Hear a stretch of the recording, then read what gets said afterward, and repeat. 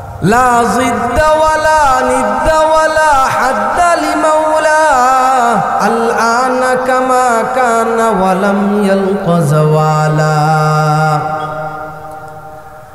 আল আনা কামা কানা ওয়ালাম ইয়ালকা যাওয়ালা আমার মন পাখি রে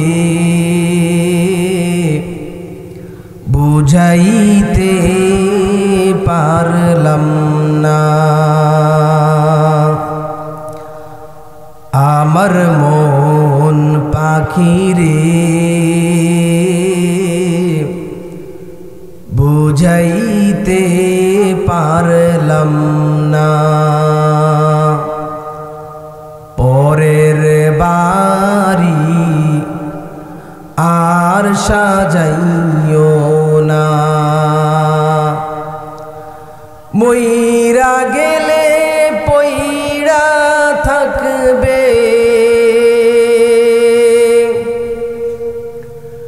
মইরা গেলে পইড়া থাকবে সঙ্গে কিছুই যাবে না আমার মন পাখি রে বুঝাইতে পারলাম না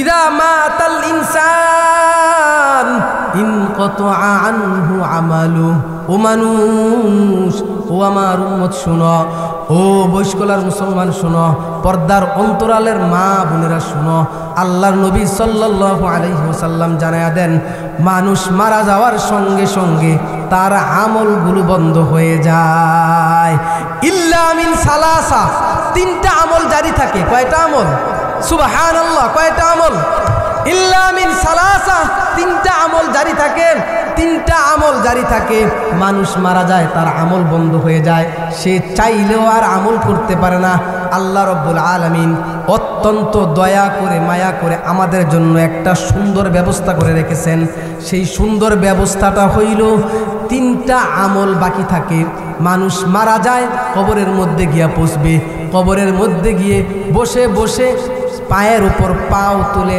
আমল নামা পাইতে থাকবে বলেন সুবহানাল্লাহ কয়টা আমল কয়টা আমল এই তিনটা আমল করে যাওয়ার দরকার আছে না আমাদের আমি আপনি কবরে চলে যাইব কিন্তু কবরে যাওয়ার পরও আমার আপনার আমল নামার মধ্যে সওয়াব পৌঁছতে থাকবে বলেন সুবহানাল্লাহ কয়টা আমল তিনটা আমল শুধুমাত্র থাকবে এই তিনটা আমল ছাড়া সব রকমের আমল কি হয়ে যাবে বন্ধ হয়ে যাবে এই তিনটা আমল শুনবেন শুনে আজকে ভালোভাবে ইয়াদ করে তারপর এখান থেকে যাইবেন ইনশাআল্লাহ রাজি আছেন তো আল্লাহ রাব্বুল আলামিন কোরআনের মধ্যে ইরশাদ করেছেন ওয়ানাদুল মাওয়াজিনাল কিসত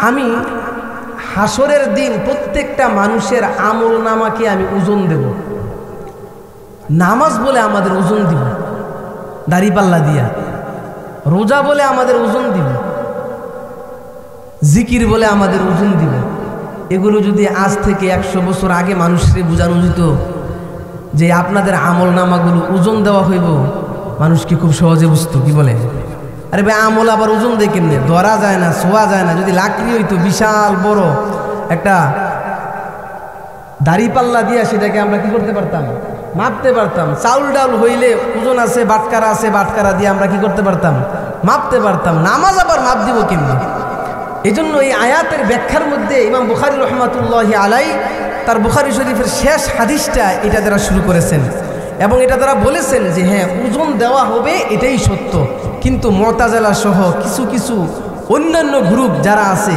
তারা কয় না আমলের ওজন দেওয়া তো যায় না এটা তো ধরা যায় না এটা তো ছোঁয়া যায় না এটাকে তো দেখা যায় না এটা তো স্পর্শ করা যায় না এটাকে আবার ওজন দিবে কিভাবে আমি নামাজ পড়ে আসলাম আমি জিকির করলাম লা ইলাহা ইল্লাল্লাহ মুহাম্মাদুর রাসূলুল্লাহ মুখে শুধু বললাম তো এটাকে আমি আপনি ধইরা কিভাবে ওজন দেব আগের যুগের মানুষ এগুলোকে খুব সহজে বুঝতে পারতো না দেখেন বিজ্ঞান আসার পরে আধুনিক যুগ আসার পরে ইসলামকে বুঝানো মানুষের কাছে কত সহজ হয়ে গিয়েছে বলেন সুবহানাল্লাহ আপনারা আমারে বলেন জ্বর কি ধরা যায়? শরীরে যদি জ্বর আসে জ্বর কি ধরা যায়? ডাক্তারের দোকানে গেলে এখন একটা আপনার মিটার লাগাই দিব, ওই মিটারে যখন উঠবে বলবে 104 ডিগ্রি জ্বর। মাপা হয়েছে জ্বর, কিন্তু আমরা দেখি না। তারপরও এই জ্বরকে এখন কি করা যায়? মাপা। কতটুকু বৃষ্টি আজকে হয়েছে জমিনের মধ্যে, এই বৃষ্টিটা কি করা যায় এখন? মাপা যায়। কতটুকু রোদের প্রখরতা আজকে আছে, এই রোদের প্রখরতা কি করা যায়? মাপা যায়। আজকে 38 ডিগ্রি সেলসিয়াস, 40 ডিগ্রি সেলসিয়াস, এগুলো বলে কিনা বলেন? তাহলে বোঝা গেল, ধরা গেলে, ছোঁয়া গেলে সব জিনিস মাপা যাবে, বিষয়টা এমন না। চাউল ডাউল যেই জিনিস দ্বারা মাপে, যেই যন্ত্র দ্বারা মাপে, লাকড়ি ওই যন্ত্র দ্বারা মাপে না, লোহা ওই যন্ত্র দ্বারা মাপে না। লোহা যেই যন্ত্র দ্বারা মাপে, সেই যন্ত্র দ্বারা স্বর্ণরূপা মাপা হয় না। স্বর্ণরূপা যেই যন্ত্র দ্বারা মাপা হয়, ওই যন্ত্র দ্বারা জ্বর মাপা হয় না। জ্বর যেই যন্ত্র দ্বারা মাপা হয়, ওই যন্ত্র দ্বারা বাতাস, আগুন, পানি, রোদের প্রখরতা মাপা হয়। আল্লাহ রব্বুল আলামিন বলেন, ওয়ানাদুল মাওয়াজিনাল কিসত লিয়াউমিল কিয়ামাহ, কিয়ামতের দিন আমি ইনসাফের দাড়ি পাল্লা দাঁড় করাবো।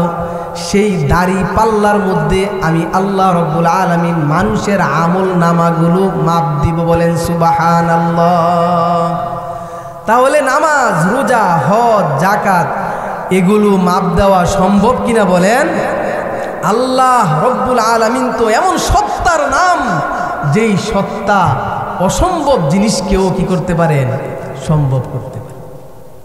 মক্কার কাফের মুশরিকদের সামনে যখন ইসলামের দাওয়াত নিয়ে আমার আপনার নবী আকায়ে নামদার তাজদারে মদিনা রাসূল আরবি আহমদ মুস্তাফা মুহাম্মদ মুস্তাফা, সবাই বলেন সাল্লাল্লাহু আলাইহি ওয়াসাল্লাম, যখন দ্বীনের দাওয়াত নিয়ে এসেছেন, আসার পরে তাদেরকে বারবার বলা হইতেছে, বাবা শুনো, তোমরা দুনিয়ার মধ্যে এসেছো, একদিন এই দুনিয়া থেকে চলে যাইবা। চলে যাওয়ার পরে আল্লাহ রব্বুল আলামিন আবার তোমাদেরকে কবর থেকে তুলবে।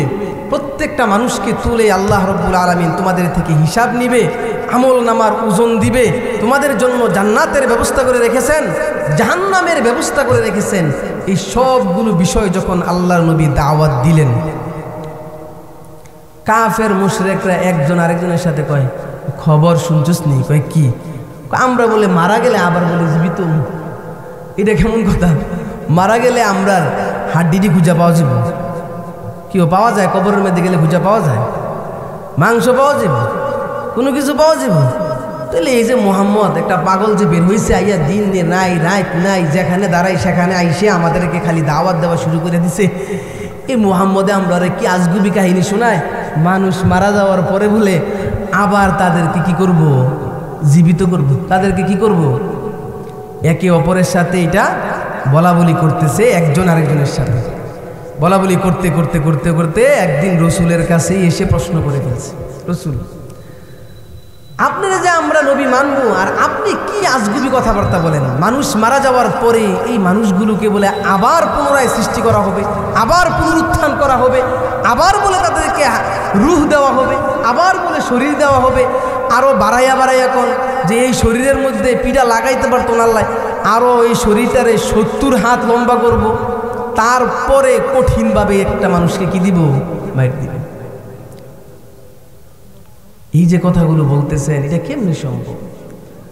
আল্লাহ রব্বুল আলামিন কোরআনের আয়াত অবতীর্ণ করে দিয়েছেন জিবরাইল ফেরেশতার মাধ্যমে। বলো তাদেরকে কোন জিনিস কঠিন? কোন জিনিস কঠিন? যেই জিনিস প্রথম আবিষ্কার করে ওইটা কঠিন, নাকি একবার বানানোর পরে দ্বিতীয়বার বানানো ওইটা কঠিন? আপনারা বলেন তো কোন জিনিস কঠিন? মোবাইল যেদিন পৃথিবীতে আবিষ্কার হয় নাই, ওই মোবাইল আবিষ্কার করাটা কঠিন, নাকি একবার মোবাইল দুনিয়ার মধ্যে আসার পরে দ্বিতীয়বার এই মোবাইল বানানোটা কঠিন? কোনটা কঠিন? প্রথমটা কঠিন, কারণ প্রথমটা বানানোর ক্ষেত্রে কোনো রকমের মডেল নাই, মানুষের জেহানের মধ্যে কোনো রকমের কি নাই, চিন্তা ফিকির নাই, গবেষণা নাই। গবেষণা করতে করতে এক একটা যন্ত্রপাতি বানাইতে বানাইতে বানাইতে বানাইতে এখান থেকে একটু লাগাইয়া সেখান থেকে একটু লাগাইয়া তারপরে কি করছে? একটা মোবাইল বানাইছে।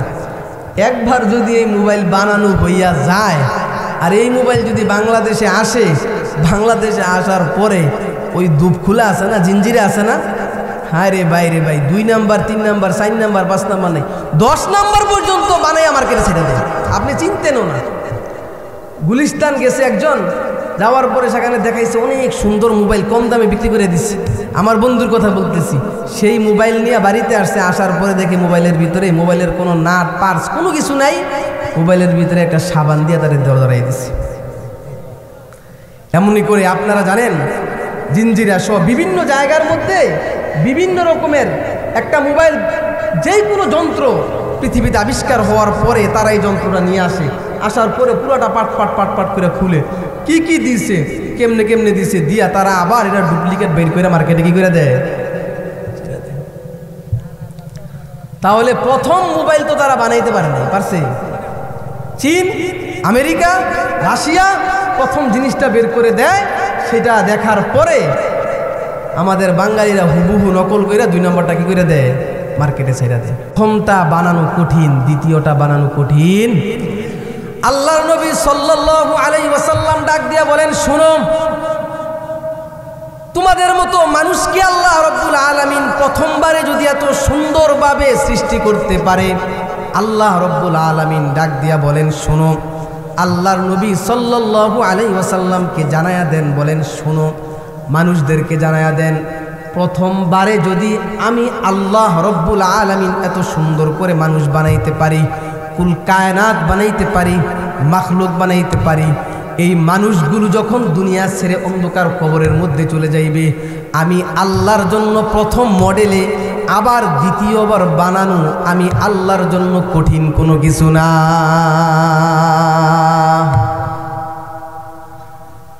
তাহলে বানানো সম্ভব কিনা বলেন?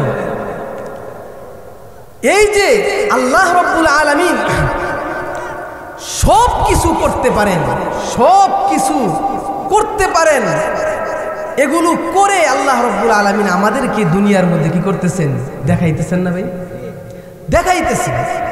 তে আল্লাহ রাব্বুল আলামিন আমাদেরকে তৌফিক দিয়েছেন, এই জন্য আমরা এখানে কি করতে পারছি, আসতে পেরেছি, বসতে পেরেছি।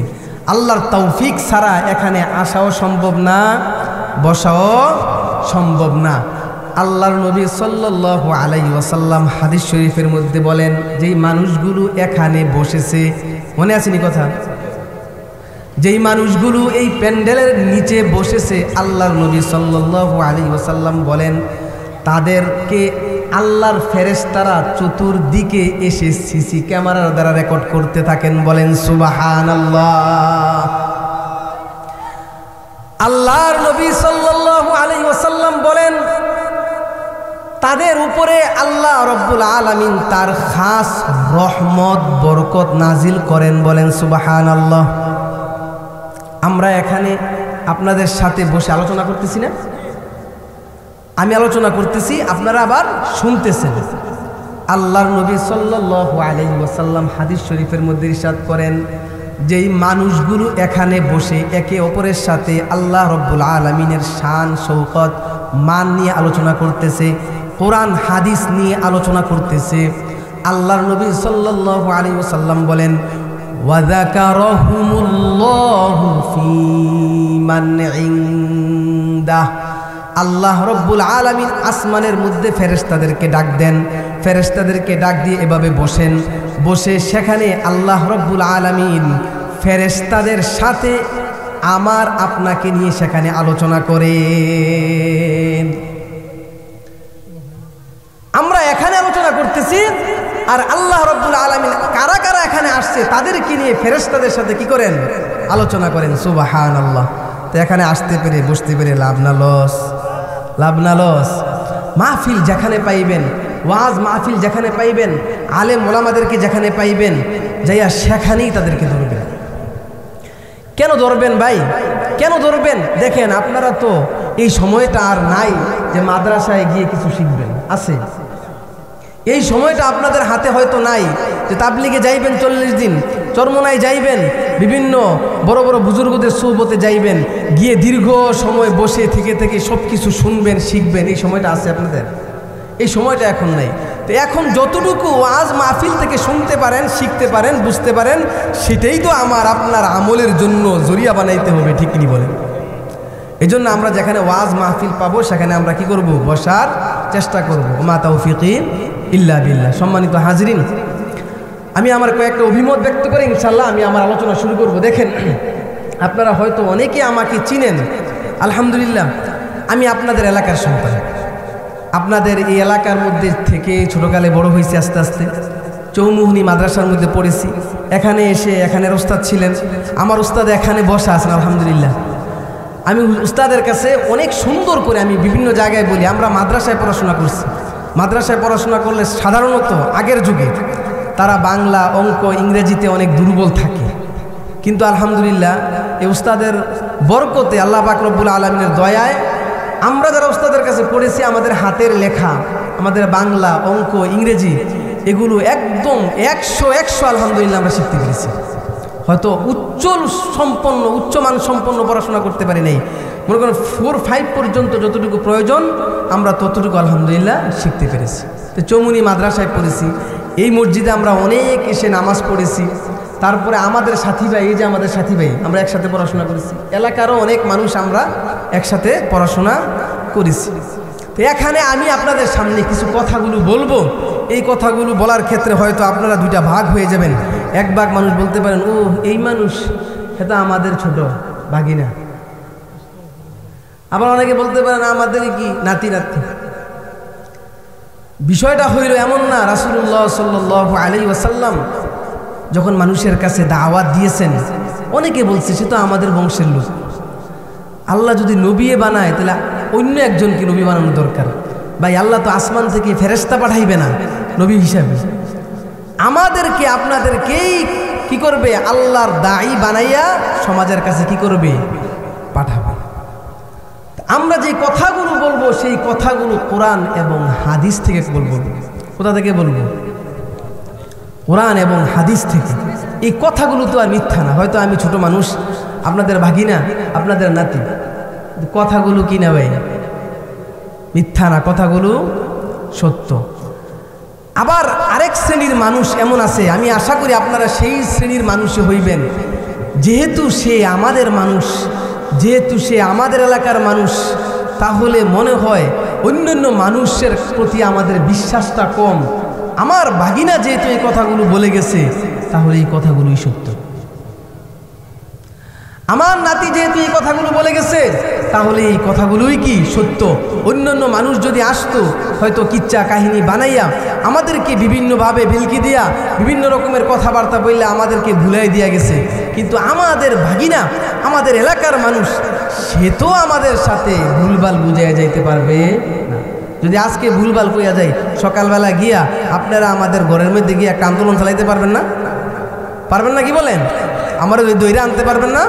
সুতরাং ভুল কওয়ার কোনো ক্ষমতা আমার নাই।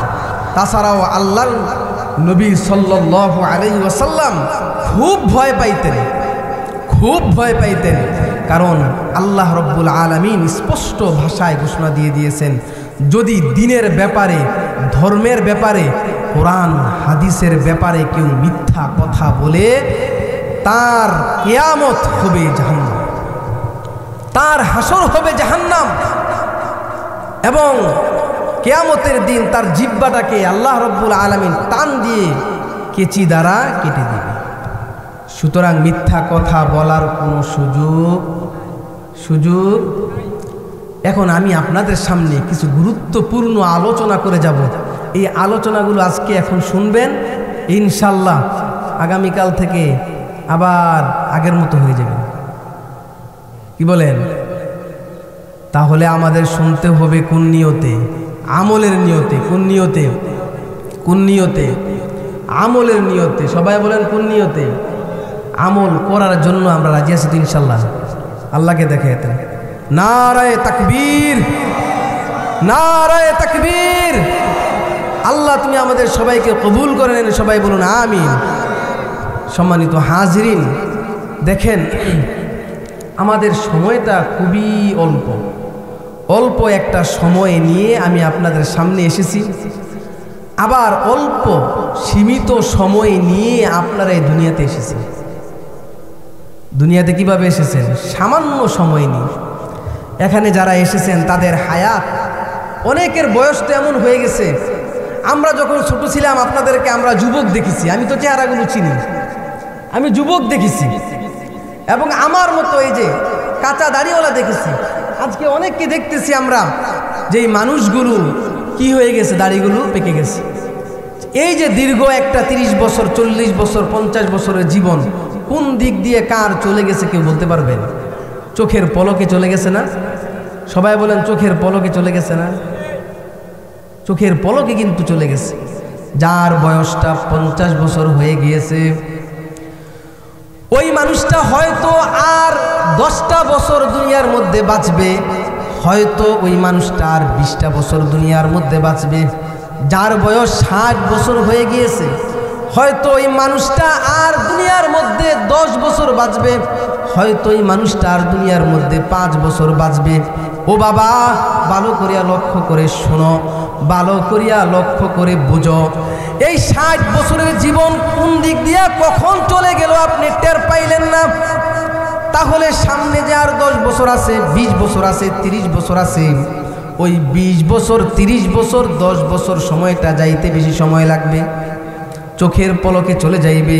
সুতরাং আমি যে একটা কথা বললাম, আল্লাহ রব্বুল আলামিন প্রত্যেকটা মানুষের আমলগুলোকে একটা হিসাব নেবেন। আল্লাহ রব্বুল আলামিন প্রত্যেকটা মানুষের আমলগুলোকে একটা ওজন দিবেন। ওজন দাড়ি পাল্লার মধ্যে আল্লাহ রব্বুল আলামিন রেখে ওজন দিবেন। বলে কোন ধরনের দাড়ি পাল্লা? যেই দাড়ি পাল্লা দ্বারা এই আমলকে মাপা যাইবে, সেই রকমের দাড়ি পাল্লা আল্লাহ বানাইয়া আমলগুলোর একটা ওজন দিবেন। আমলগুলো ওজন দেওয়ার পর যেই মানুষের আমলগুলো সওয়াব বেশি হয়ে যাবে, ওই মানুষটার জন্য জান্নাতের ফয়সালা করে দিবেন। আর যেই মানুষের আমলগুলোর মধ্যে দেখা যাবে গুনাহ বেশি, ওই মানুষটাকে আল্লাহ রব্বুল আলামিন জাহান্নাম দিয়ে দিবেন। এখন ওজন দিতে গেলে দুনিয়ার মধ্যে তো আমরা এমন করি যে ওজন দিতে গেলে একটু ধাক্কায় ধুক্কায় বাড়াই দিই, ভাই একটু বাড়াই দিয়ে দেন, 100 গ্রাম 200 গ্রাম বাড়াই দেয় না? আবার ব্যবসায়ীরাও এমন পলিসি করে 200 গ্রাম 100 গ্রাম 50 গ্রাম কমাইয়া দেয়, হয় না ভাই? আল্লাহ রব্বুল আলামিনের কাছে এরকম সুপারিশ করার সুযোগ আছে? হইব? সুপারিশ করা যাইব? আল্লাহ রব্বুল আলামিনের কাছে সুপারিশও করা যাবে না। প্রত্যেকটা মানুষের আমলগুলো এমনভাবে ওজন দেওয়া হবে, প্রত্যেকটা মানুষের আমলগুলো এমনভাবে ওজন দেওয়া হবে। আল্লাহ রব্বুল আলামিন কোরআনের মধ্যে জানায়া দেন, ওয়ানাদুল মাওয়াজিনাল কিসত লিয়াউমিল কিয়ামাহ। কিয়ামতের দিন আল্লাহ রব্বুল আলামিন মাওয়াজিনাল কিসত, ইনসাফের দাড়ি পাল্লা দাঁড় করাইবেন, ইনসাফের দাড়ি পাল্লা দাঁড় করাইবেন, ন্যায়ের দাড়ি পাল্লা দাঁড় করাইবেন। এমন ন্যায় যার মধ্যে সামান্য পরিমাণও এদিক সেদিক হবে না। আমল নামার মধ্যে যদি সওয়াব বেশি হয় তাহলে সওয়াবের আমল নামা, সওয়াবের পাল্লাটা বেশি ঝুঁকি হয়ে যাবে।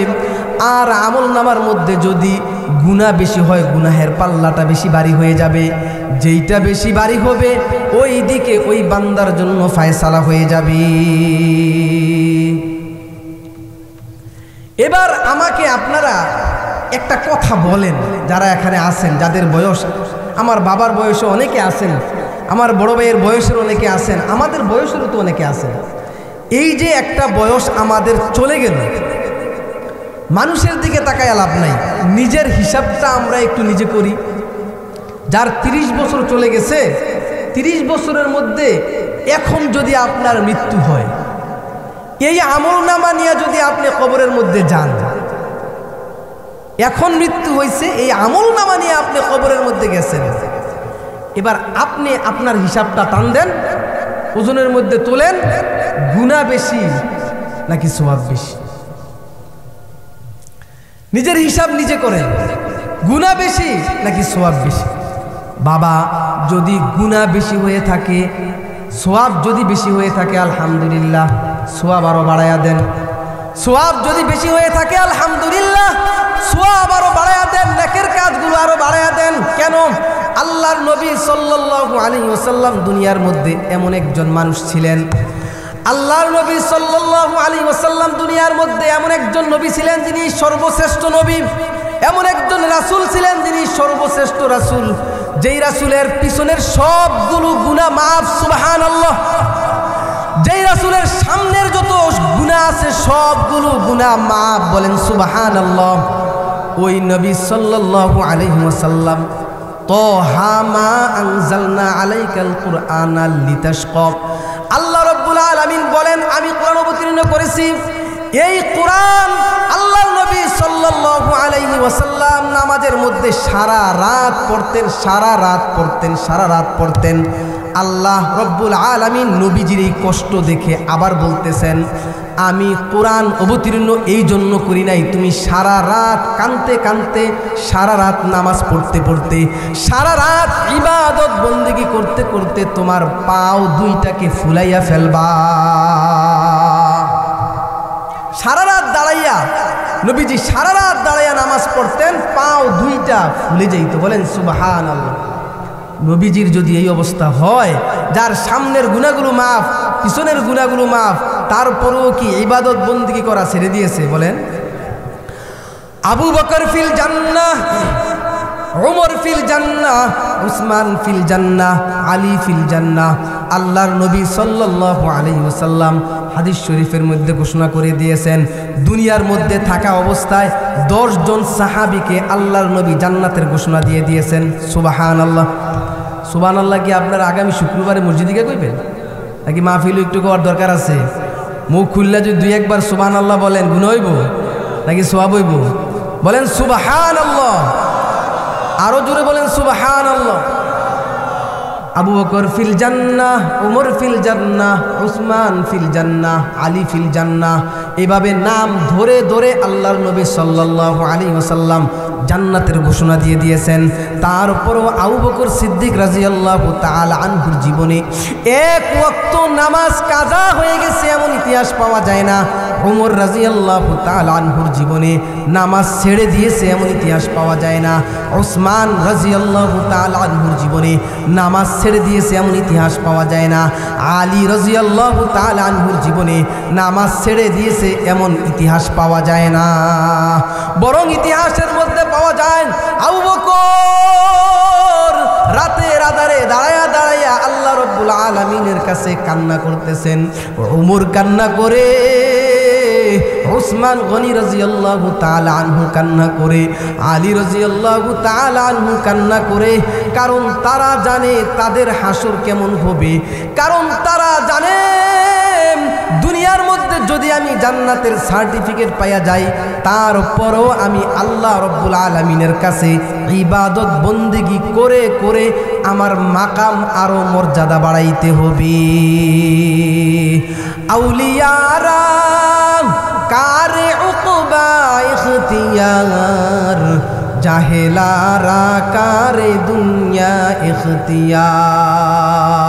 ভাইরা আমার, যদি আমল নামা এমন হয় যে আমল নামাটা আপনার বেশি, তারপরেও রবের শুকরিয়া আদায় করতে হবে, বারবার আল্লাহ রব্বুল আলামিনের কাছে বলতে হবে আল্লাহ আমি আরো বেশি নেক আমল করতে চাই। আর যদি এমন হয়ে যায় প্রত্যেকটা মানুষ হিসাব করতে পারবেন, হিসাব করার জন্য বাইরে থেকে কোনো এডিটর আনতে হবে না, হিসাব করার জন্য অন্য কোনো মানুষ আনতে হবে না, প্রত্যেকটা মানুষ নিজেই নিজেদের হিসাব করতে পারবেন। আপনার আমল নামার মধ্যে সওয়াব বেশি নাকি আপনার আমল নামার মধ্যে গুনাহ বেশি? পারবেন না? নিজের হিসাব নিজে বলতে পারবেন না? কয় ওয়াক্ত নামাজ আপনি দৈনিক পড়তেছেন, কয়বার রবের জিকির করতেছেন, নামাজগুলো কিভাবে সঠিকভাবে আদায় করতেছেন কিনা, রোজাগুলো আপনি সঠিকভাবে রাখতে পারতেছেন কিনা, যাকাত দিতে পারতেছেন কিনা, জিকির আজকার করতেছেন কিনা, কোরআন তেলাওয়াত করতেছেন কিনা, অন্যের হক মারা বন্ধ করতেছেন কিনা। ও ভাই, ভালো করিয়া বুঝিয়া লন, নাফরমানি করতেছেন কিনা, গালিগালাজ করতেছেন কিনা, সকাল থেকে নিয়ে রাত্রে ঘুমানোর আগ পর্যন্ত মুখের মধ্যে কোনো মিথ্যা কথা আসছে কিনা, কবিরা গুনাহ আমার আপনার দ্বারা হইতেছে কিনা, এই সবগুলো বিষয় অন্য বললে বলুক না বললে নাই, নিজের হিসাব নিজে লইতে পারা যায়। ঠিক নি বলেন?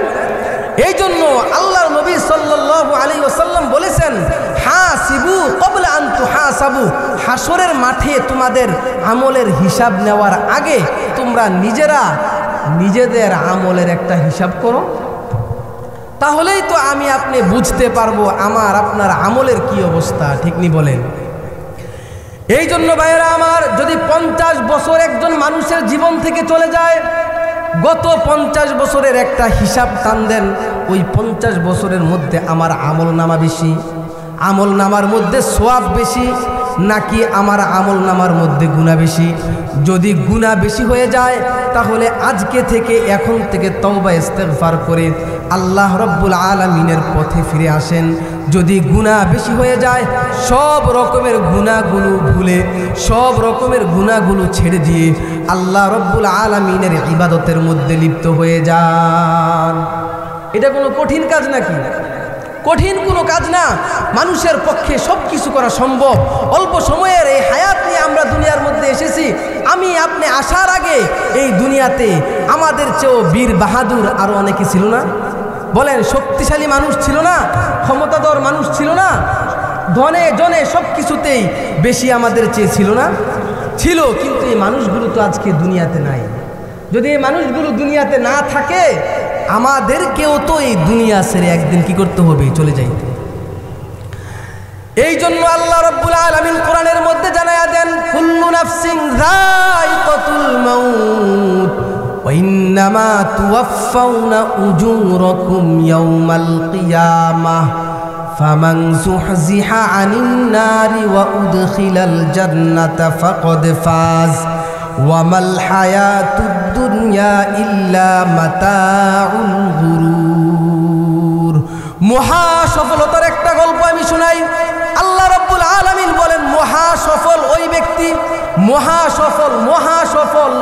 দুনিয়ার এই সফলতা আল্লাহ রাব্বুল আলামিনের কাছে কোনো সফলতা না।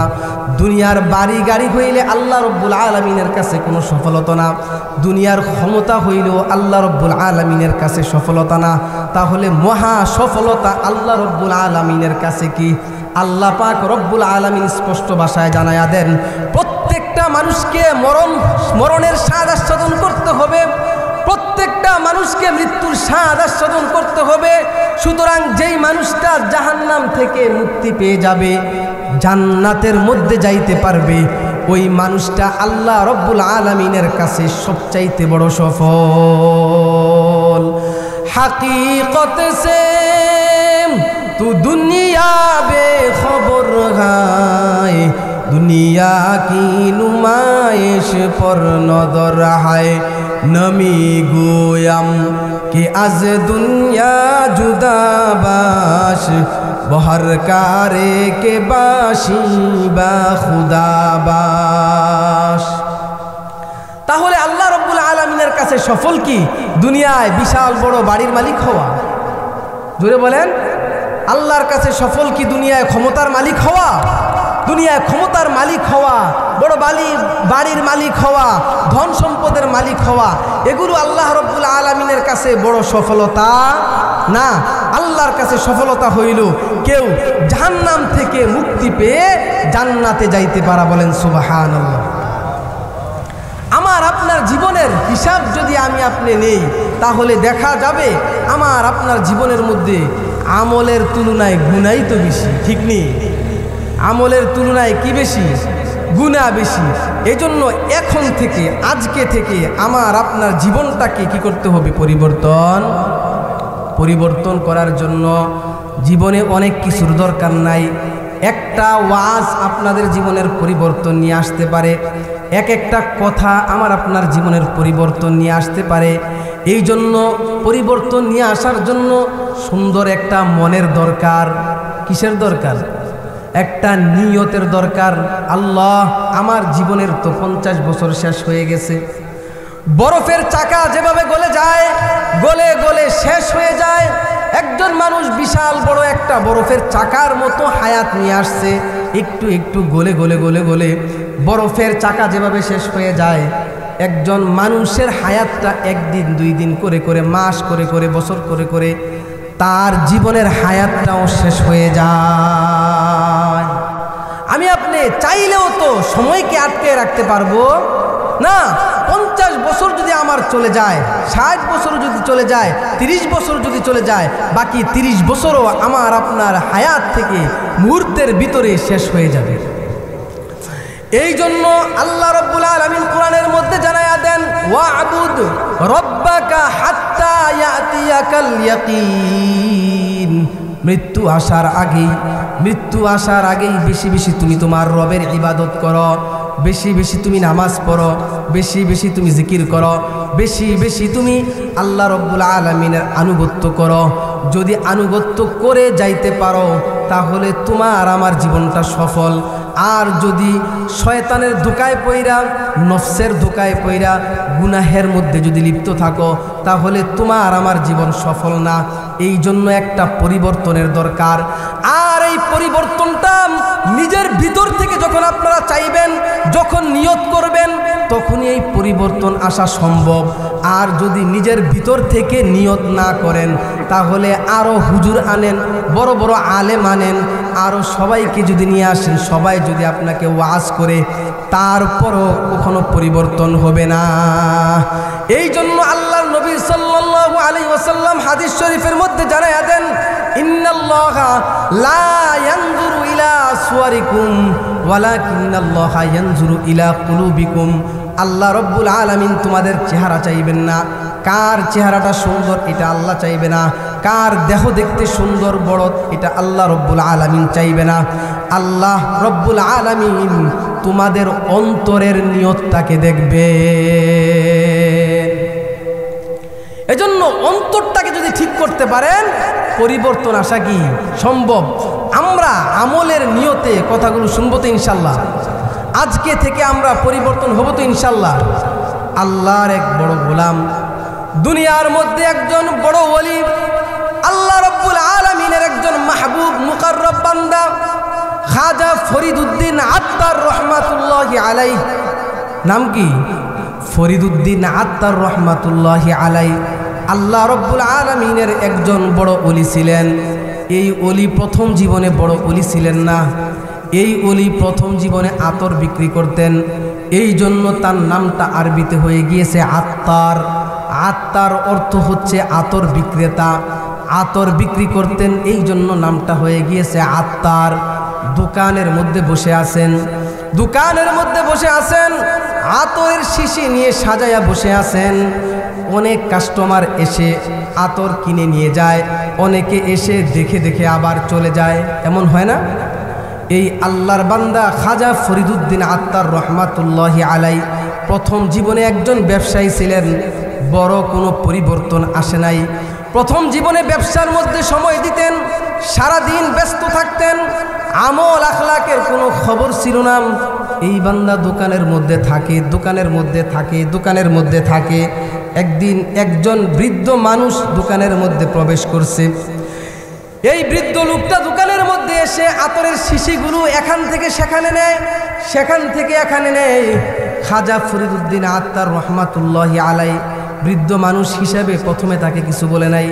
যখন শিশিগুলোকে বারবার আউলাইতেছে, তখন বৃদ্ধ বাবাকে ডাক দিয়া বলতেছে, বাবা আপনি কেন এভাবে শিশিগুলোরে এক জায়গা থেকে অন্য জায়গায় নিয়ে নিতেছেন? আপনি কি আমার কাছ থেকে আতর কিনবেন? কোন ধরনের আতর কিনবেন আপনি আমাকে বলেন। আমি আতরের দোকানের মধ্যে বসে আছি, অনেক দিন যাবৎ ব্যবসা করি, আমি ভালো বলতে পারবো, ভালো বুঝাইতে পারবো। আপনি কোন ধরনের আতর চান আমার কাছে বলেন। খাজা ফরিদউদ্দিন আত্তার রহমাতুল্লাহি আলাই এই ডাক দেওয়ার পরেও বান্দার কোনো হুঁশ আসে না। এই বান্দা আতরের শিশিগুলো এক জায়গা থেকে নিয়ে অপর জায়গার মধ্যে রাখে, অপর জায়গা থেকে নিয়ে অপর জায়গার মধ্যে রাখে।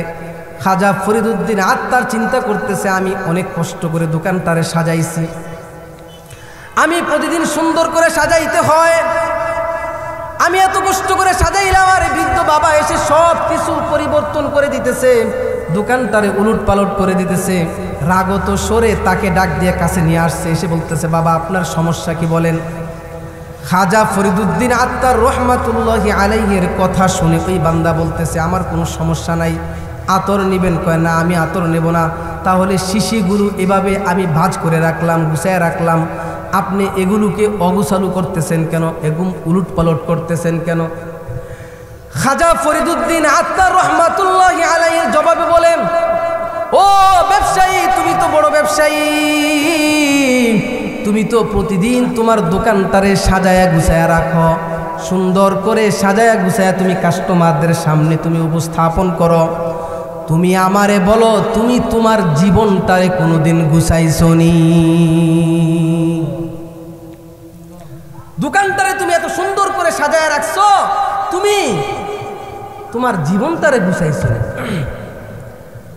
ফরিদুদ্দিন আত্তার রহমাতুল্লাহি আলাই ডাক দিয়া বলে, নিজের জীবন গুছানোর আবার কি আছে? দোকান গুজাইছি, এটাই তো আমার জীবন গুছানো। আমি ব্যবসা বাণিজ্য করি, ব্যবসা বাণিজ্য করে যেই টাকা পয়সা পাই এটা দ্বারা আমার সংসার চলে, এটাই তো আমার জীবন গুছানো। কয় না, তুমি এই দুনিয়ার মধ্যে 50 থেকে 60, 70 বছর, 80 বছরের হায়াত পাইবা। এই জীবনের পরে তোমার আরেকটা জীবন আছে, ওই জীবনের শুরু আছে কিন্তু কোনো শেষ নাই। ওই জীবনের জন্য তোমার কোনো সাজসজ্জা আসেনি, ওই জীবনের জন্য তোমার কোনো গুজগাছ আসেনি। খাজা ফরিদুদ্দিন আত্তার রহমাতুল্লাহি আলাই বলেন, না, তুমি তো কিছুদিন পরে মারা যাইবা, দুনিয়ার জীবন শেষ হইলে তুমি দুনিয়া ছেড়ে চলে যাইতে হবে, এই মরণের জন্য তোমার কোনো প্রস্তুতি আসেনি। এবার খাজা ফরিদুদ্দিন আত্তার রহমাতুল্লাহি আলাই একটু নরম হয়ে গিয়েছে, নরম হয়ে বলতেছে, বৃদ্ধ বাবা, আমি তো দুনিয়ার কাজের মধ্যে সদা সর্বদা ব্যস্ত থাকি, ব্যবসা বাণিজ্য নিয়ে ব্যস্ত থাকি, আমার তো ওই হিসাব, ওই চিন্তা ফিকির করার আমি সময় সুযোগও পাই না, আমি আমার মরণের জন্য কোনো প্রস্তুতি গ্রহণ করি নাই। ও মুরব্বী বাবা, তুমি আমারে বারবার বিরক্ত করতেছো, বারবার জ্বালাইতেছো, আমার হিসাব তুমি নিতেছো, তুমি আমারে বলে দাও, তুমি তোমার জীবনের হিসাব তুমি নিছনি, তুমি তোমার মরণের প্রস্তুতি তুমি গ্রহণ করছনি? ফরিদুদ্দিন আত্তার উল্টা প্রশ্ন করছে বৃদ্ধ বাবাকে। বৃদ্ধ বাবা ডাক দিয়ে বলে, ও দোকানদার শুনো, আমি সদা সর্বদা মরণের প্রস্তুতি গ্রহণ করে থাকি। আমি তোমার দোকানের মধ্যে যে আসলাম, এই দোকানে আসার আগেও আমি আমার মরণের প্রস্তুতি নিয়ে আসছি, কারণ আমি জানি না আমি কখন দুনিয়া থেকে চলে যাইব, এই জন্য আমি আমার হিসাব নিকাশ সব কিছু ক্লোজ করে দিয়ে আসছি। তুমি তোমার হিসাব নিকাশ ক্লোজ করছনি, তোমাকে যদি এখন এসে আজরাইল তোমার জানটারে কবজ করে নিয়ে যায়, তুমি আল্লাহ রব্বুল আলামিনের কাছে যাওয়ার জন্য প্রস্তুত আসনি? এবার খাজা ফরিদুদ্দিন আত্তার রহমাতুল্লাহি আলাই বলে, না, এখন যদি আমার মৃত্যু হয়ে যায়, আমি আমার পরিবারটারে গুছায় রাখি নাই, আমার পরিবারের সাথে আমার একটা কনভারসেশন আছে, পরিবারের সাথে আমার একটু কথাবার্তা বলতে হবে, গুছায় আসতে হবে। এখন যদি আমার মৃত্যু চলে আসে, তাহলে আমি এখন যাইতে প্রস্তুত না, কারণ অনেক পাওনাদার আছে আমার কাছে, টাকা পয়সা পাবে, তাদের হিসাব আমাকে বুঝাইতে হবে। এখন যদি আজরাইল আসে, আমি যাইতে প্রস্তুত না, কারণ আমিও তো অনেকের কাছে পাবো, সেই হিসাবগুলো তো আমার করতে হবে। এখন যদি আজরাইল আসে, আমি বান্দা আল্লাহ রব্বুল আলামিনের কাছে যাওয়ার জন্য প্রস্তুত না। এখন যদি আমি চলে যাই, তাহলে আমার সব কিছু এভাবে উলট পালট হয়ে যাবে।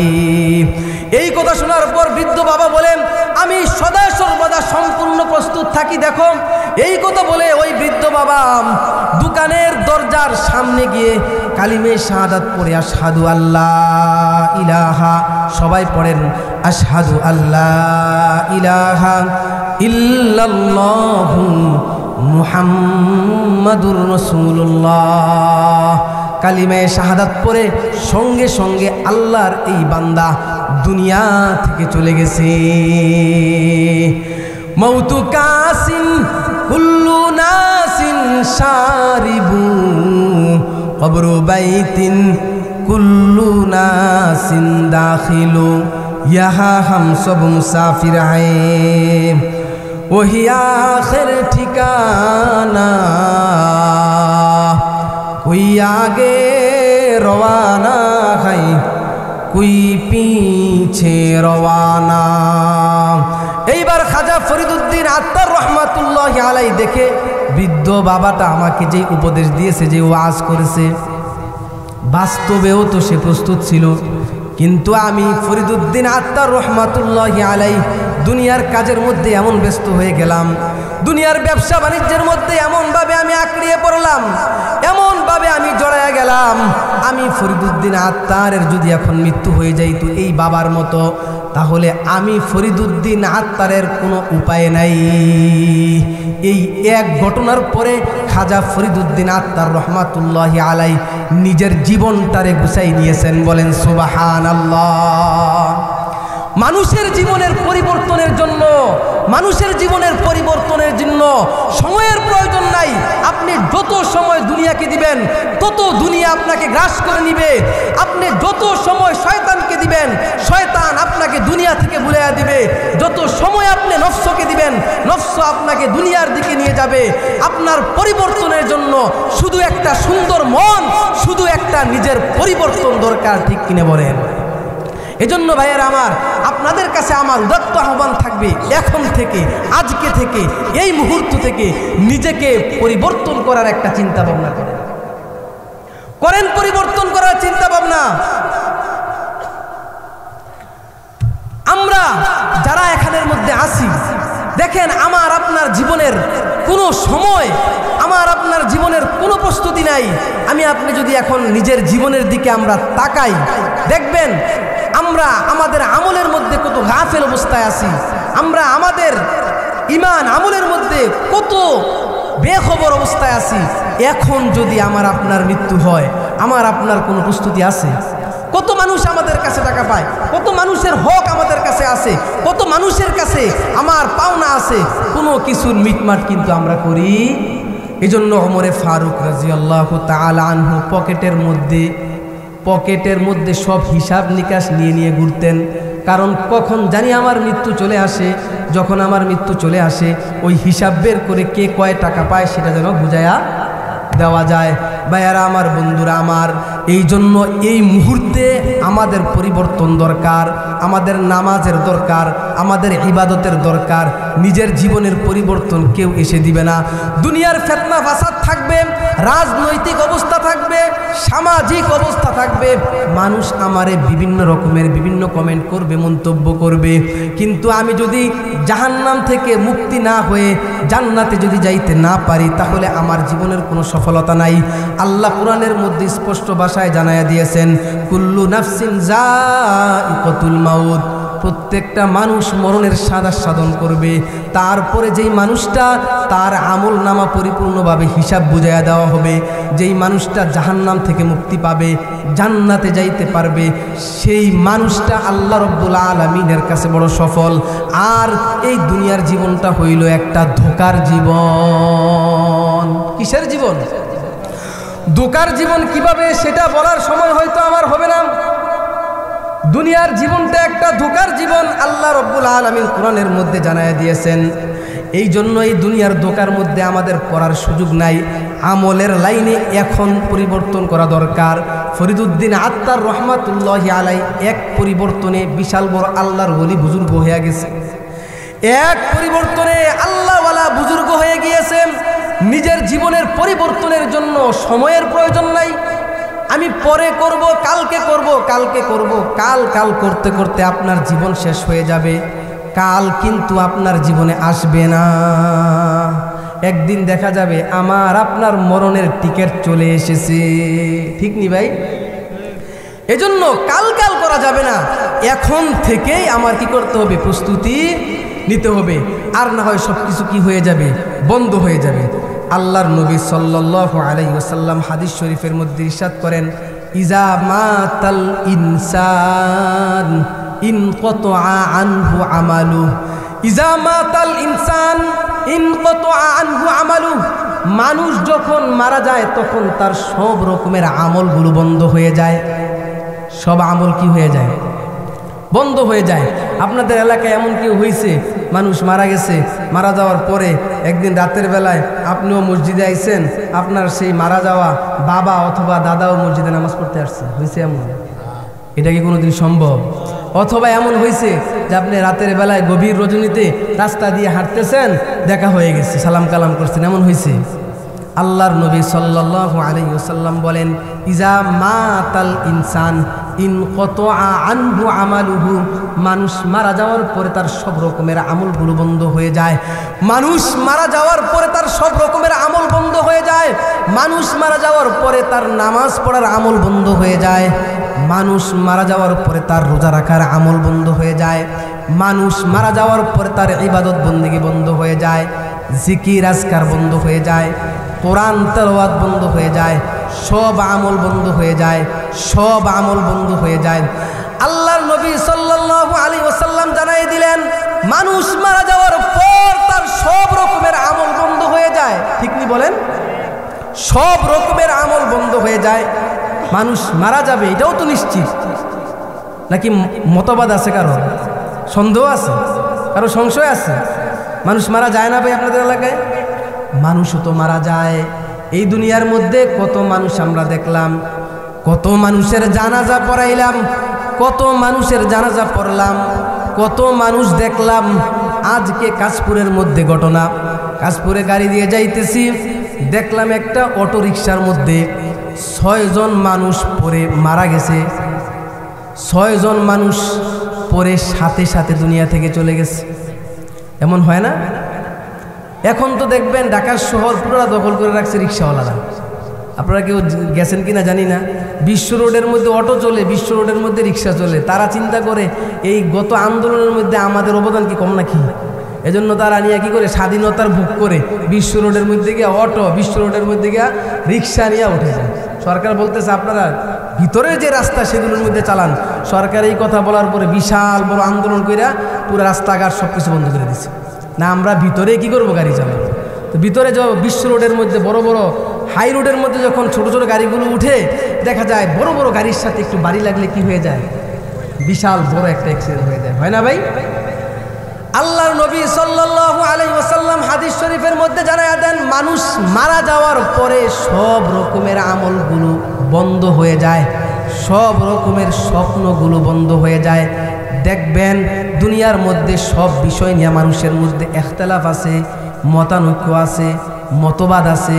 দুনিয়াবি বিষয় নিয়েও ইখতিলাফ আছে, আখিরাতের বিষয় নিয়েও ইখতিলাফ আছে, দ্বীনি বিষয় নিয়েও ইখতিলাফ আছে। দেখবেন এক গ্রুপ আছে নামাজের মধ্যে জোরে আমিন বলে, আমরা নামাজের মধ্যে আস্তে আস্তে আমিন বলি। এক গ্রুপ দেখবেন এখানে হাত বাঁধে, আমরা নাভির নিচে হাত বাঁধি। এক গ্রুপ দেখবেন বিভিন্ন নামাজে দেখবেন রুকু থেকে ওঠার সময় আবার হাত তোলে, আমরা কিন্তু রুকু থেকে ওঠার সময় হাত তুলি না। এক গ্রুপ এমন আছে যারা বলে জান্নাত আছে, আর এক গ্রুপ বলে না এখন জান্নাত নাই। এক গ্রুপ এমন আছে যারা বলে আল্লাহ আছে, আল্লাহু আকবার। তারা হইল আস্তিক ইমানদার মুসলমান, যারা বিশ্বাস করে আল্লাহ একজন আছে। আর এক গ্রুপ এমন আছে যারা বিশ্বাস করে না, তারা বলে না আল্লাহ বলতে কিছু নাই। নাউজুবিল্লাহ, নাউজুবিল্লাহ, নাউজুবিল্লাহ। তবুও আল্লাহ নিয়েও কিন্তু ইখতিলাফ আছে, আছে না? কিন্তু ভাইরা আমার, মরণ এমন একটা বিষয়, মরণ এমন একটা বিষয়, মরণ এমন একটা বিষয়, যেই বিষয় নিয়ে আস্তিক বলেন, নাস্তিক বলেন, মুসলমান বলেন, অমুসলমান বলেন, হাজি সাহেব বলেন, গাজী সাহেব বলেন, হিন্দু বলেন, খ্রিস্টান বলেন, বৌদ্ধ বলেন, ধর্ম বর্ণ নির্বিশেষে যেই মানুষই হোক, ওই মানুষের মধ্যে কোনো প্রকারের ইখতিলাফ নাই। যত ডাক্তার কবিরাজ আছে, যত বড় বড় ইঞ্জিনিয়ার আছে, আজ পর্যন্ত কিন্তু মরণের কোনো ঔষধ বানাইতে পারে। তাহলে মরণ কি নিশ্চিত? মরণ কি নিশ্চিত? আল্লাহ রাব্বুল আলামিন জানায় দিয়েছেন, কুল্লু নাফসিন যায়িকাতুল মাউত। প্রত্যেকটা মানুষকে মরণের স্বাদ আস্বাদন করতে হবে, প্রত্যেকটা মানুষকে মরণের স্বাদ আস্বাদন করতে হবে, প্রত্যেকটা মানুষকে মরণের স্বাদ আস্বাদন করতে হবে। আমাকে মরতে হবে, আপনাকেও মরতে হবে। আল্লাহর নবী সাল্লাল্লাহু আলাইহি ওয়াসাল্লাম বলে দেন, ইজা মাতাল ইনসান ইনকাতা আনহু আমালু। মানুষ যখন মারা যায় তার সব রকমের আমলগুলো বন্ধ হয়ে যায়। তাহলে আমরা যে আমল করতেছি না, কবরে গিয়ে আমল করবেন? কবরে গিয়ে আমল করবেন? হুজুর কবরে গিয়া শুইয়া শুইয়া পরে সারাদিন তসবিহ জপমু, কোনো লাভ হবে? আল্লাহর নবী সাল্লাল্লাহু আলাইহি ওয়াসাল্লাম স্পষ্ট ভাষায় জানিয়ে দিয়েছেন, যখন মানুষের মৃত্যু কাছে চলে আসে তখন আমল করলেও এই আমল কি হয় না, কবুল হয় না। কবরে গিয়া আরও যদি আমল করেন কোনো লাভ হবে? মরণের আগেই আমাকে আপনাকে আমল করতে হবে, মরণের আগেই নামাজ ধরতে হবে। বলে হুজুর নামাজ ধরবেন কবে, দাড়ি রাখবেন কবে, ছেলে মেয়ে আছে তাদেরকে বিয়া দিয়া লই, তারপরে নামাজও ধরমু, তারপরে দাড়িও রাখমু, তাবলিগ থেকে আসি, তাবলিগে যাইবেন কবে? কোনো একদিন যাব। চরমনাই থেকে আসি, চরমনাই যাইবেন কবে? আগামী বছর যামু। আগামী বছর আপনি বাঁচবেন এই গ্যারান্টি আমারে দিতে পারবেন নি? পারবেন? কখন থেকে আমল করবেন? এখন থেকে আমল করবেন। কতদিন আমল করবেন? মরণের আগ পর্যন্ত। পারবো না ইনশাল্লাহ? আল্লাহ আমাদের আমল করার তৌফিক দান করুন, আমিন বলেন। আল্লাহর নবী সাল্লাল্লাহু আলাইহি ওয়াসাল্লাম জানায়া দেন, আল্লাহর নবী সাল্লাল্লাহু আলাইহি ওয়াসাল্লাম জানায়া দেন, ইল্লা মিন সাদাকাতিন জারিয়াতিন আও ইলমিন ইউনতাফাউ বিহি আও ওয়ালাদিন সালিহিন ইয়াদউ লাহ। আল্লাহর নবী সাল্লাল্লাহু আলাইহি ওয়াসাল্লাম জানায়া দেন, এক নম্বরের আমল হচ্ছে সদকায়ে জারিয়া। আমাদের সমাজের মধ্যে সুদের একটা ভয়াবহ প্রকট দেখা দিয়েছে, ঠিক নি বলেন? প্রত্যেকটা ঘরের মধ্যে হিসাব করলে দেখবেন সুদ খাইতেছে, ঘোষ খাইতেছে।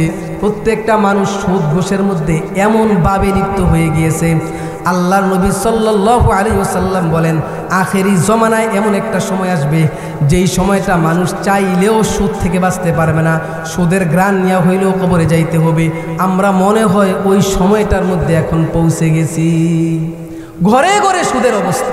সুদ যে কত ভয়াবহ একটা অবস্থা, আল্লাহ রব্বুল আলামিন সরাসরি আল্লাহ এবং রসুল তার বিরুদ্ধে যুদ্ধের ঘোষণা দিয়ে দিয়েছে। আল্লাহর সাথে যুদ্ধ করে কেউ পারবে? কেউ টিকতে পারছে? নমরুদ পারছে? ফেরাউন পারছে? বলেন পারছে? হামান পারছে? কারুন পারছে? আল্লাহর সাথে যুদ্ধ করে কেউ টিকতে পারে নাই। যারা সুদ খাইবে এর চেয়ে বড় ভয়াবহ এমন ঘোষণা আল্লাহ আর কোনো গুনাহের মধ্যে দেয় নাই। সুদের বেলায় আল্লাহ সরাসরি ঘোষণা দিয়ে দিয়েছে, যারা সুদ খাইবে তাদের বিরুদ্ধে আল্লাহ এবং তার রসুলের পক্ষ থেকে সরাসরি যুদ্ধের ঘোষণা। সুদ খাওয়া যাবে? যারা যারা সুদ খান, সুদের সাথে জড়িত আছেন, আল্লাহর কাছে তওবা করে সুদ থেকে ফিরে আসবেন। সুদের আরও ভয়াবহ গুনাহ আছে। হাসরের মাঠে আল্লাহ রব্বুল আলামিন তারে পাগল বানাইয়া তুলবে, নাউজুবিল্লাহ, পাগল বানাইয়া তুলবে। আচ্ছা, একজন পাগল যদি এখানে থাকে, দেখেন একজন পাগল, তার কোনো মূল্য আছে? মূল্য আছে? আজকে দুপুরবেলা এক বাড়িতে গেলাম, হ্যাঁ, দাওয়াত দিয়ে নিয়ে গেছে, দোয়া পড়াইতে গেলাম, যে দেখি ঘরের সামনে গেটের মধ্যে তাকে শিকল দিয়ে বান্ধিয়া রাখছে, আর সে নাচতেছে। আপন ছেলে, নিজের আপন ছেলেকে, বড় ছেলেকে শিকল দিয়া বান্ধিয়া রাখছে, আর সে কি করতেছে? নাচতেছে। তা আমি দোয়া করছি, আল্লাহ এই মানুষটা, মুনাজাতের মধ্যে বলছে, আল্লাহ এই মানুষটা যেভাবে থাকলে শান্তিতে থাকতে পারে, সুখে থাকতে পারে, তুমি তার এইভাবে রাখো। একটু আবেগ অনুভূতি দিয়ে একটু দোয়াটা করছিলাম। ওই বাবাটা বিশ্বাস করতেন না, আমাদের সাথে আমাদেরকে দাওয়াত দিয়ে নিয়ে গেছে, আমরা খাইতেছি, সে সেখান থেকে দোয়া শেষ করার সাথে সাথে চোখের পানিগুলো মুছে মুছে ঘর থেকে বেরিয়ে গেছে। বাবার জন্য কত কষ্ট একটা বিষয়, নিজের বড় সন্তানটা পাগল হয়ে গেছে। জিজ্ঞাসা করলাম, হুজুর ছোটকাল থেকে এভাবে সে পাগল হয়ে গিয়েছে? ছোটকালে তার টাইফয়েড জ্বর হয়েছিল, জ্বর হওয়ার পরে সে বড় হয়েছে ঠিক, কিন্তু তার এই যে ব্রেনের সাথে যে রগ, সেই রগের সাথে ব্রেনের যে কানেকশন, সেটা আর কি হয় নাই। দেখছেন কত কুদরতি খেলা আল্লাহ রব্বুল আলামিন আমাদের শরীরের মধ্যে রেখেছে, কত সুন্দরভাবে আল্লাহ রব্বুল আলামিন আমাদের কি করতেছে? লালন পালন করতেছে। আল্লাহ রব্বুল আলামিন এরকম যদি পাগল বানায়া দুনিয়ার মধ্যে আমাদেরকে পাঠাইতেন, আমাদের কোনো মূল্য থাকতো? বলেন, কত নিয়ামত আল্লাহ আমাদেরকে দিয়েছেন, সুস্থ স্বাভাবিক রেখেছে। কিয়ামতের দিন আল্লাহ রব্বুল আলামিন যেই বান্দাটা সুদ খাইবে, ওই বান্দাটাকে কিয়ামতের ময়দানে পাগল বানায়া ঘুরাইবে। এজন্য সুদ খাওয়া যাবে না। তারপরও সেখান থেকে একটা উদাহরণ আপনাদেরকে দেই। একজন মানুষ এমন করছে যে 1 কোটি টাকা নিয়ে ব্যাংকের মধ্যে রেখে এসেছে, আর কোনো কাজ কাম করে না, ঠ্যাংয়ের উপর ঠ্যাং তুলে ব্যাংকের থেকে সুদ পায় আর কি করে খায়। তার আর কোনো দুনিয়াবি টেনশন থাকে? কিয়ামতের দিন আল্লাহ রব্বুল আলামিনের কাছে আল্লাহ রব্বুল আলামিনের কাছে এক শ্রেণীর মানুষ আসবে। আল্লাহর নবী সাল্লাল্লাহু আলাইহি ওয়াসাল্লাম হাদিস শরীফের মধ্যে ইরশাদ করেন, এক শ্রেণীর মানুষ আসবে বিশাল বড় সওয়াবের পাহাড় নিয়ে সে মরবে, মারা যাইবে। নামাজের বিশাল বড় পাহাড়, রোজার বিশাল বড় পাহাড়, উমরার বিশাল বড় পাহাড়, এই পাহাড় নিয়ে সে আল্লাহ রব্বুল আলামিনের কাছে হাজির হবে। তার উপরও এই বান্দাটা জাহান্নামের মধ্যে যাইবে, নাউজুবিল্লাহ। আরেকজন মানুষ বেশি ইবাদত বন্দেগী করতে পারে নাই, আরেকজন মানুষ অল্প অল্প ইবাদত বন্দেগী করছে, ফরজ ইবাদতগুলো নামাজগুলো সঠিকভাবে আদায় করছে, রোজাগুলো সঠিকভাবে রাখছে, সময় পাইলে কোরআন তেলাওয়াত করছে, বেশি বেশি নেক আমল করার এত সুযোগ পায় নাই। আল্লাহ রব্বুল আলামিন কাল কিয়ামতের ময়দানে দেখা যাবে সে যেই আমল করছে তার চাইতেও আরো বেশি বেশি তার আমল দিয়া তার জান্নাতটাকে আল্লাহ রব্বুল আলামিন সর্বোচ্চ জান্নাত দিয়ে রেখেছেন। হাদিসের কিতাবের মধ্যে এসেছেন, আল্লাহ নবী সাল্লাল্লাহু আলাইহি ওয়াসাল্লামের কাছে সাহাবায়ে কেরাম প্রশ্ন করেন, ইয়া রাসূলুল্লাহ, ইয়া হাবিবাল্লাহ, কি ব্যাপার এই মানুষটা এত আমল নিয়ে কবরের মধ্যে আসছে, তারপরও এই মানুষটার আমল কোথায়? এই মানুষটা কেন জাহান্নামে যাবে? সওয়াব তো পাহাড়ের পরিমাণ সওয়াব নিয়ে কবরের মধ্যে আসছে, তারপরও এই মানুষটার আমল নামাগুলো কোথায় গেল? আল্লাহর নবী সাল্লাল্লাহু আলাইহি ওয়াসাল্লাম বলবেন, আল্লাহর কাছে হিসাব দিতে হবে, হিসাব দেওয়ার পরে তার নামে জান্নাতের ফায়সালা হয়ে যাবে। তখন পাওনাদারেরা তার কাছে সিরিয়াল ধরবে। একজন পাওনাদার এসে বলবে, আল্লাহ, আমি তো দুনিয়ার মধ্যে মজলুম ছিলাম, দুনিয়ার মধ্যে দুর্বল ছিলাম, এই মানুষটা আমার উপরে জুলুম করেছে, সেই দিন আমি কিছু বলতে পারি নাই। আমি তো আলেম ওলামাদের মুখের মধ্যে শুনেছি আপনি সঠিক বিচার করবেন, ইনসাফের বিচার করবেন, দুনিয়ার মধ্যে আমি বিচার পাই নাই।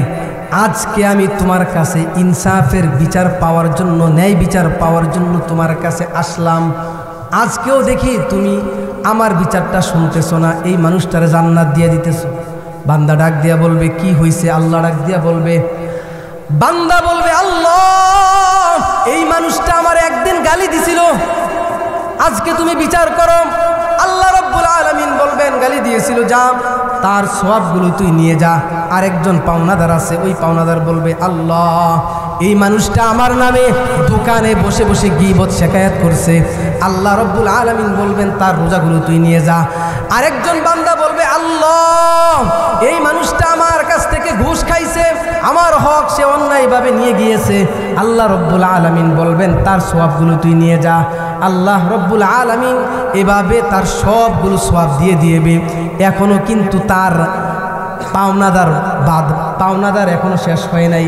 আরেকজন পাওনাদার এসে বলবে, আল্লাহ, আমার কাছ থেকে সে সুদে টাকা নিছে, আল্লাহ রাব্বুল আলামিন বলবেন, তার তো সওয়াব শেষ, তার এখন কি দিয়া বুঝ দেব? এবার আল্লাহ রাব্বুল আলামিন বলবেন, তোর যে গুনাহগুলো আছে এই গুনাহগুলো তুই তাকে দিয়ে দে। দেখা যাবে তার গুনাহগুলো এই বান্দাকে দিয়ে দিবে। পাওনাদার শেষ হয় নাই। আরেকজন বলবে, আল্লাহ, এই মানুষটা আমার জমিনটাকে জুলুম কইরা, অন্যায় কইরা দুনিয়ার মধ্যে নিয়ে গিয়েছে, আজকে বিচার করো। আল্লাহ রাব্বুল আলামিন বলবেন, তোর আমলনামার মধ্যে যে গুনাহগুলো আছে এই গুনাহগুলো আমি তারে দিয়া দিলাম। এভাবে বিশাল বড় সওয়াবের পাহাড় নিয়া ওই বান্দা সবগুলো সওয়াব তাদেরকে দিয়া, তাদের গুনাহগুলো এই বান্দা নিয়া জাহান্নামের মধ্যে চলে যাবে। আরেকজন বান্দা আল্লাহ রাব্বুল আলামিনের বেশি ইবাদত বন্দেগী করে যাইতে পারে নাই, কিন্তু দুনিয়ার মধ্যে এমন 3টা আমল করে গিয়েছে যেই 3টা আমলের সওয়াব সে কবরের মধ্যে বসে বসে পাইছে। তার আমলনামাগুলো আল্লাহ রাব্বুল আলামিন যখন উপস্থাপন করবে তখন সেই বান্দা বলবে, আল্লাহ, আমি তো এত নেকের কাজ করি নাই, আমি তো অল্প কিছু নেকের কাজ করছিলাম, কিন্তু আজকে তুমি আমাকে এত দিছো, এত দিছো, এত দিছো আল্লাহ, আমি এটার পরিপূর্ণ হকদার ছিলাম না। কিভাবে আমার আমলনামার মধ্যে এতগুলো চলে আসলো?